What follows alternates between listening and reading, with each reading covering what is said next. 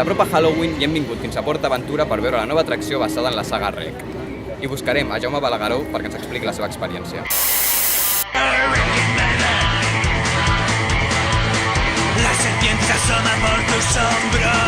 Estem a punt d'entrar al túnel de terror de Rec. Quants infectats hi haurà? Ens posaran en quarantena? Anem a descobrir-ho.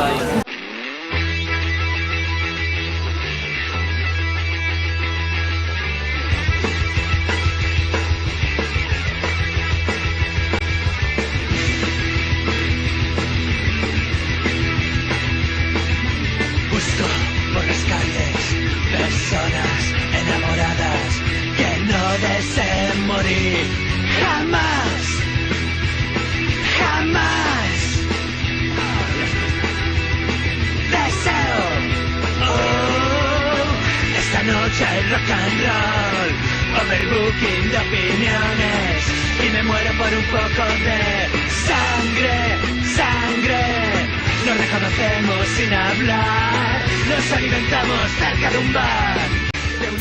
Què t'ha semblat aquest espectacle túnel del terror inspirat a la saga Rec? És molt espectacular, d'una gran intensitat, l'experiència d'entrar dintre i viure totes aquestes sensacions terrorífiques és realment molt intensa. I podem trobar algun tipus de referència a la quarta pel·lícula que s'estrenarà l'any vinent? Sí, hi ha algunes referències, evidentment, d'atmosfera, no? I d'ambientació.